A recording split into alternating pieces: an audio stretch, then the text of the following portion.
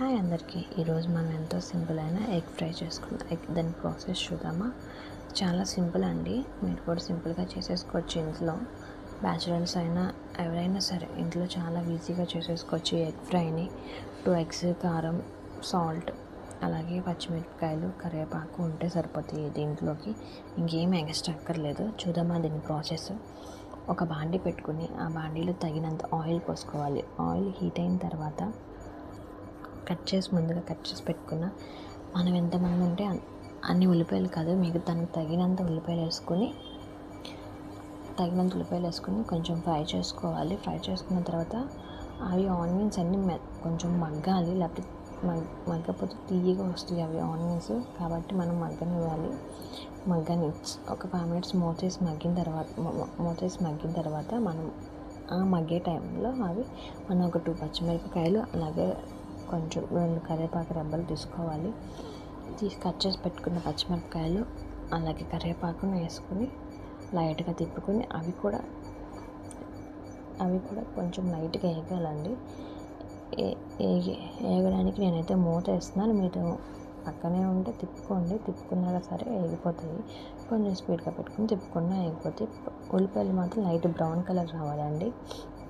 దీన్ని మీరైతే ఏమంటారు చెప్పండి? ఎగ్ గుజ్జి అంటారా, ఎగ్ ఫ్రై అంటారా, లేకపోతే ఎగ్ పొరుటు అంటారండి? మేమైతే ఎగ్ ఫ్రై అంటాం, ఎగ్ పొరుటు అంటామండి. మీరేమంటారో కామెంట్ చేయండి. చూసారా, నేనైతే దీన్ని ఒక 5 minutes మూత పెట్టి మగ్గనిస్తాను. మగ్గిన తర్వాత ఎలా ఉంటుందో చూపిస్తాను మీకు. ఇది లైట్ బ్రౌన్ కలర్ వచ్చింది నాకు, చూసారా? లైట్ బ్రౌన్ కలర్ వచ్చిన తర్వాత పసుపు. మా కారంలో అయితే ఆల్రెడీ పసుపు ఉంటుంది. మీకు పసుపు లేకపోతే దీంట్లో పసుపు, దీనికి తగినంత కారం, టేస్ట్కి సరిపడా సాల్ట్ వేసుకోవాలి. నేనైతే పసుపు స్కిప్ చేస్తానండి, నాకు కారంలోనే పసుపు ఉంటుంది కాబట్టి.